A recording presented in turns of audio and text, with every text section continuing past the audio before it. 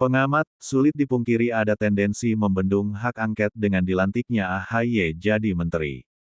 Pengamat politik Adi Prayitno berpandangan, dilantiknya Ketua Umum Partai Demokrat Agus Harimurti Yudhoyono (AHY) menjadi menteri dalam kabinet pemerintahan Presiden Joko Widodo (Jokowi) dan Wakil Presiden Ma'ruf Amin syarat tujuan membendung wacana hak angket dugaan kecurangan pemilihan presiden Pilpres 2024. Sulit dipungkiri ada tendensi membendung usulan hak angket dengan ditunjuknya AHY jadi Menteri ATR Agraria dan Tata Ruang, kata Adi Minggu, tanggal 25 Februari tahun 2024 malam. Bukan tanpa sebab, Adi melihat terjadi dinamika penolakan yang terus digencarkan AHY secara langsung, mengenai wacana hak angket. Penolakan tersebut, menurut dia, dilakukan tepat beberapa hari setelah resmi dilantik menjadi menteri yang menandai Partai Demokrat bergabung dalam partai koalisi pendukung pemerintah.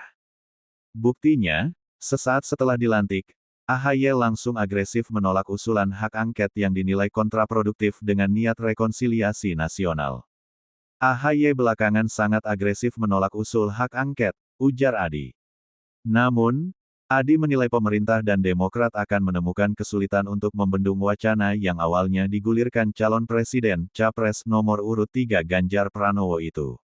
Adi mengatakan, Partai Demokrat, nilai Adi, akan kesulitan membuka lobi komunikasi dengan dua partai bakal oposisi pemerintahan ke depan, yakni PDIP dan Partai Keadilan Sejahtera (PKS). Apakah AHY bisa jadi jembatan untuk komunikasi dengan PKS dan PDIP? Sulit rasanya, ujar pengamat politik UIN Syarif Hidayatullah Jakarta ini. Karena PKS dan PDIP partai ideologis yang mazhabnya sangat jelas berbeda dengan Jokowi, katanya lagi. Sinyal penolakan AHY dan Demokrat terkait hak angket dugaan kecurangan pemilihan umum pemilu, mulai disampaikan usai putra sulung Presiden ke-6 RI Susilo Bambang Yudhoyono, SBY, itu dilantik menjadi Menteri ATR. Dalam pernyataannya, AHY mengajak kubu Ganjar Pranowo dan calon presiden Capres nomor urut 1, Anies Baswedan move on menyikapi hasil Pilpres 2024 yang sementara menunjukkan keunggulan untuk pasangan Prabowo Subianto Gibran Raka Buming Raka. Yang jelas kita justru harus move on. 5 tahun, 10 tahun ke depan ini banyak tantangan dan komplikasinya.